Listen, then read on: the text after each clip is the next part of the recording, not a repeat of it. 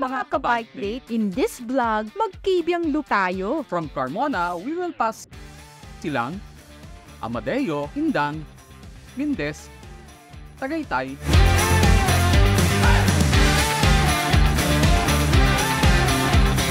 Nasugbu,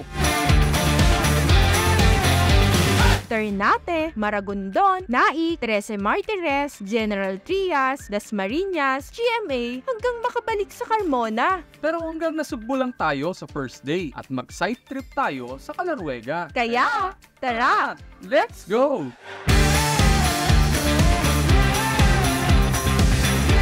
Hello everyone! Ako si Roy. Ako naman si Lot. Kami ang Roy I Lot Love Bike Date. Kami ay mag-asawang mahilig magbisikleta. At sabay nito ay ang pag-discover ng bagong lugar at adventure. Ang pag-bike ay paraan rin namin ng pag-date. Masaya naming ibahagi sa inyo ang aming mga karanasan sa vlog na ito. Samahan niyo kami! Tara! Let's go!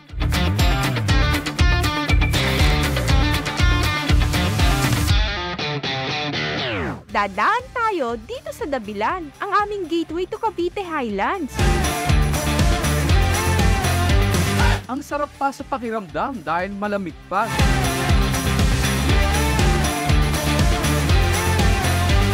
Bakit kaya bumaha? Ingat sa ganyang sitwasyon. Dadaan muna tayo ng Silang Bayan.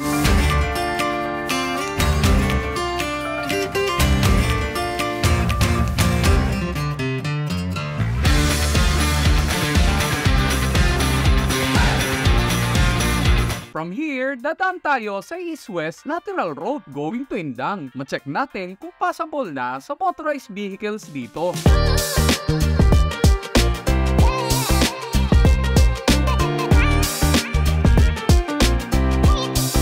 Crossing Crisanto de los Reyes Avenue dito sa Amadeo. Sana nag-e-enjoy kayo sa aming video. Give us a like, share, and subscribe para matulungan yung lumago ang vlog namin na ito. At mag-comment na rin kayo para lalo pa kaming mag-improve.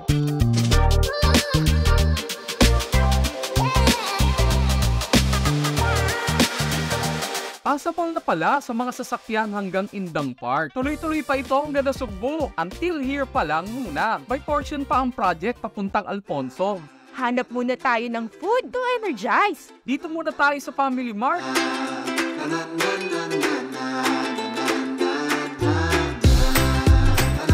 Self-service? Tumulong na para mapabilis. Gutom na eh. Light food muna para magaan lang sa tiyan. Inabot na kami ng malakas na ambon. Magpatila muna tayo.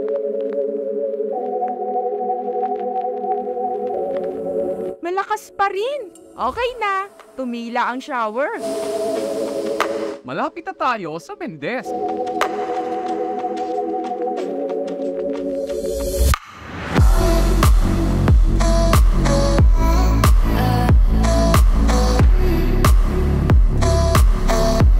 Muling lumalakas ang ambon at tila uli tayo.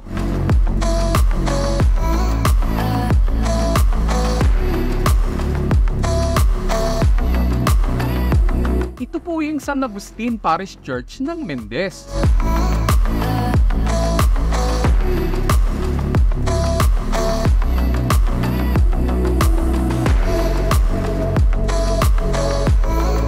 Ang Mendes Nunez or Mendes ay isa sa maliit na bayan ng Cavite. Nasa highlands ito, malamig kasi katabi ng Tagaytay.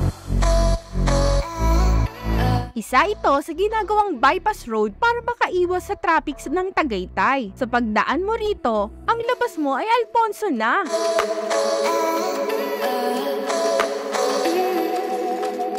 Tagaytay na tayo, malamig, medyo basa na tayo.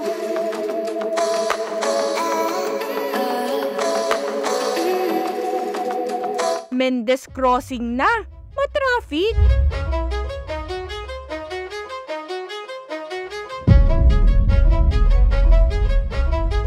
Kaya Kaya pala matraffic, may itinatayo na poste ng flyover. Yung flyover ay from Mendez Crossing hanggang Maglabi Drive, Tagaytay. Kung dadaan kayo rito, iwas muna. May mga bypass road tulad ng nakita natin kanina. Nag-akay na kami ng bike, nakita pa kami ng office mate ko. Shoutout kina Carla, Jason and company.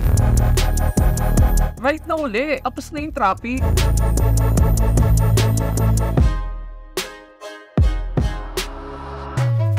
Kung nag-bypass tayo, dito sa Alfonso tayo lalabas.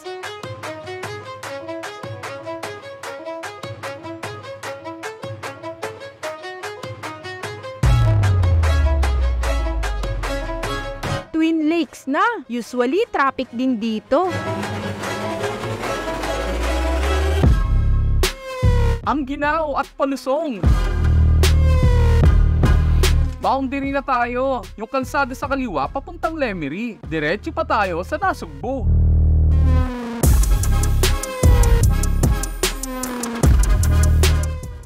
Side trip tayo dito sa Calaruega. Arnelio Ayala na pala ang dating Casey Hillcrest Golf Course.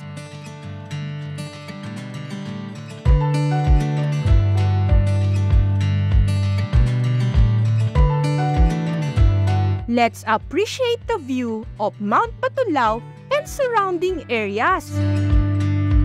We just had our lunch, pababa na tayo sa Calaruega. Nakapasok na tayo sa Calaruega compound.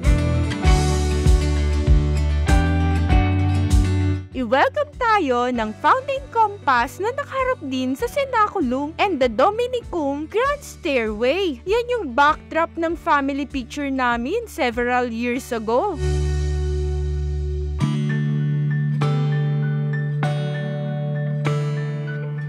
Pagbaba ng garden ay dadaan tayo sa Manawag Drive via Crucis. Pwedeng mag-way of the cross vigil dito. Sa ibaba ay ang Eco Park. Makikita natin ang koi ponds at walkway ng park.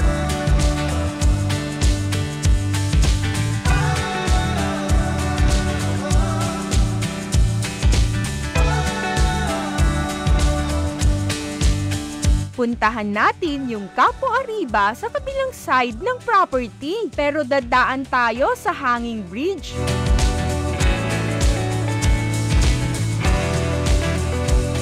Huwag mong yugyugin, nakakanerbiyos.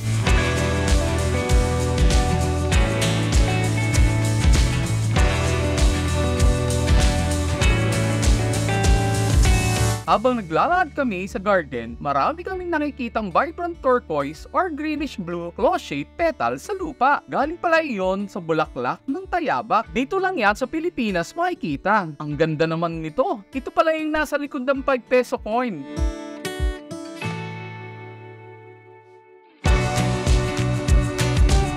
Panik tayo para makita natin ang sikat na pinagkakasalan dito sa South. Ito ang Transfiguration Chapel, pero mas kilala na Calaruega. Bukod sa maganda ang architecture nito, ang lugar ay malamig at kaaya-aya ang green na paligid. Balik na uli tayo sa Nasugbu Highway. Mga 20 kilometers papunta ng tuwi Nasugbu Junction. Puro pababa pa ito, kaya speed up na namin ang video.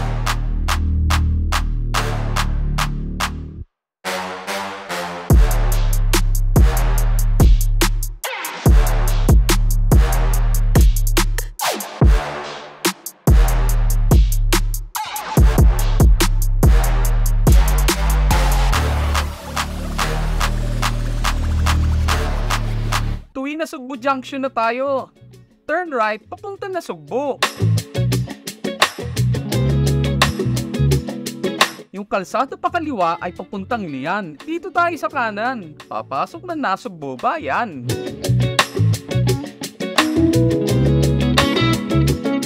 Kilala ang Nasugbu for its tourism. Magaganda ang mga beach dahil malapit-lapit ito sa Manila. Madalas, dito nag-a-outing.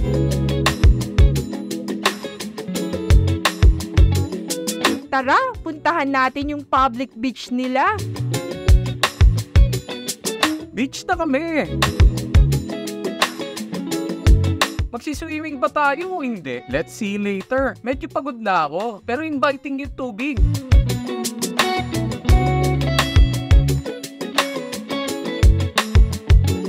Nagsimula kami ng maaga ng bike date na ito. Yung ruta ay nadadaanan na namin pero laging merong bagong discovery. Masaya na kami na medyo makulimlim, pero di naglaon, biglang umambon. Nabasa kami, hindi naging komportable, pero tuloy pa rin. Nag-side trip din kami sa Calaruega. Kahit narating na namin ito, namamangha pa rin kami sa architecture ng chapel at ang gumagandang garden nito. At ang enjoyable part ay yung palusong na ride papunta na Cebu. Paspas ang hangin sa mukha, sa bilis, para ka na rin lumilipad. Nasa beach na kami. Nag-i-invite na kung magsuswimming ba kami o hindi. All in all, it was a day of good vibes, cool sight, and just being in the moment. Can't wait for the next one. Hanggang dito na lamang ang journey natin mga ka-bike date. Thanks for watching. Please like, share, and subscribe. Press na lang din ang bell button para ma-notify kayo sa aming latest upload. Comment na rin kayo for our improvement. Pwede ring panoorin ang ibang videos dito. Until next bike date, bye!